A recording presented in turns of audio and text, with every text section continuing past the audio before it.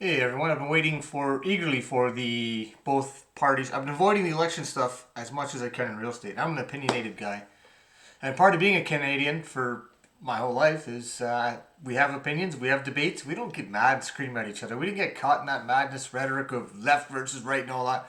Except for now, we've allowed ourselves to do that. So I've been very careful getting into any conversation on this. I've waited for both platforms to put out their housing policy officially on paper. So if you don't want to hear about what the housing policy stuff is, which is a big part of what I do, I work in real estate. Keep scrolling. Scroll, scroll, scroll, scroll. See you later. All right. If you stayed around, I'll try to make this quick. All right. Liberals' policy. Not saying that whether it's good or bad. I'm saying their policy is more about bigger government, more bureaucracy, wider government control, and a lot of housing being built on federally owned land, potentially leased land, not owned land. You can get into the details of what that means, what that doesn't mean. Conservative plan, sell off a lot of federal land, take away some of the bureaucratic aspects of it, and allow more private building of homes, not leased land, owned land, which in Canada, Crown Corporation essentially owns almost all the land anyway, so you have a thing called property taxes anyways.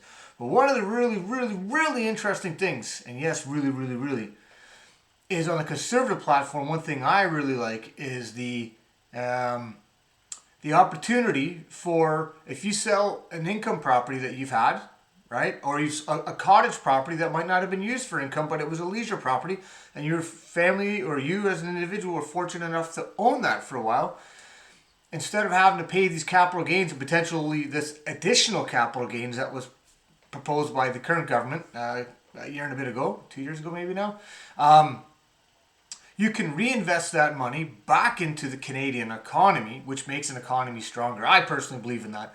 I think when you take taxation from a sold gain, I don't believe the economy benefits as much as the economy benefits from that money staying in the economy, because the government's not the economy. The government takes money out of the economy, right? They might create some programs, but really putting money, reinvesting back into the economy from private sales, private money going back in my personal opinion, is the right solution for doing things.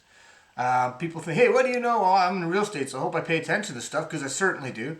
And I spent a good portion of my younger life living in socialized housing. And I live in privatized housing now. I understand both sides of the fence. I'm not somebody spitting out, telling you to go on this side or that side. I'm just telling you both sides. And the platforms are out now. I myself prefer privatized housing. Some people prefer socialized housing. And if you prefer the socialized, vote that way. Private, vote that way. And whatever way you vote, I'm not going to yell at you. I'm not going to scream at you, because you know what? We're all Canadian. Let's stop acting like angry people and be Canadian. Get back to what we were doing. Sorry, that's a Don Cherry thumbs up. Which, a lot of people hate Don Cherry. I'm a hockey guy. Love him or hate him. Yeah, he's a big part of Canadian history.